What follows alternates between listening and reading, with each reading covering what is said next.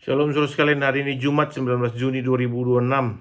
Kisah perempuan berzina yang ketangkap basah dalam Yohanes 8 ayat 11 sampai ayat 1 sampai 11 ini menggambarkan kepada kita pesan seluruh perjanjian baru. Datanglah untuk kasih karunia dan jangan berbuat dosa lagi.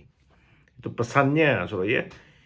Kita dipanggil untuk menjadi kudus seperti Allah yang kudus. Allah membenci dosa, tetapi mengejar kekudusan tanpa pengalaman kasih karunia yang mendalam seperti yang ditunjukkan oleh orang Farisi, itu menghasilkan kemunafikan dan kekejaman yang legalistik sifatnya. Saudara, maka kita mendapat pelajaran lain dari kisah ini, yaitu apa? Kasih lawan kesombongan.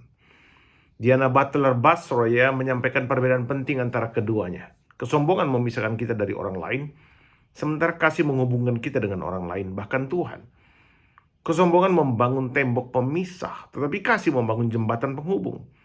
Pengalaman kita sehari-hari membuktikan hal ini. Tidak ada orang yang suka dengan orang yang sombong, tetapi kan lebih banyak sahabat orang yang penuh kasih.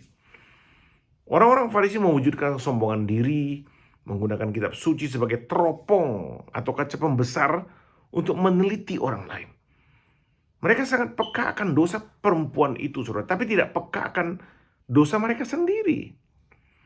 Kitab suci bukan sebagai cermin untuk merefleksikan diri mereka sendiri, seperti yang dikatakan oleh seorang ahli kitab suci Walter Brueggemann, saudara. Firman Tuhan adalah cermin, bukan kaca pembesar. Membaca Alkitab sebagai cermin berarti menempatkan diri kita dalam cerita tersebut. Misalnya, saudara, saat Yesus menyampaikan kepada para muridnya, seorang dari antara kamu akan mengkhianati saya, dia yang memecahkan roti dengan aku.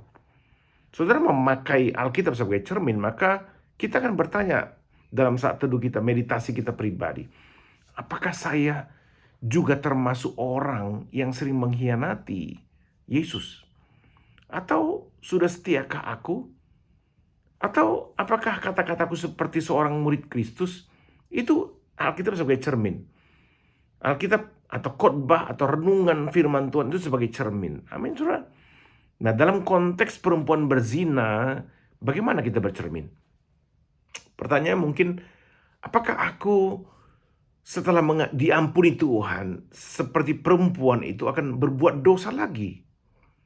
Atau apakah aku sudah bersyukur atas kasih karunia yang berlimpah dalam hidup saya?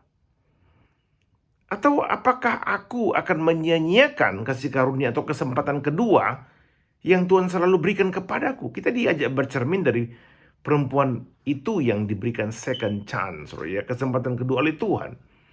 Nah, hari ini mari perlakukan firman Tuhan dimanapun saudara mendengarnya, mulai saat ini sebagai cermin dalam hidup kita. Amin, saudara. Tuhan memberkati kita sekalian.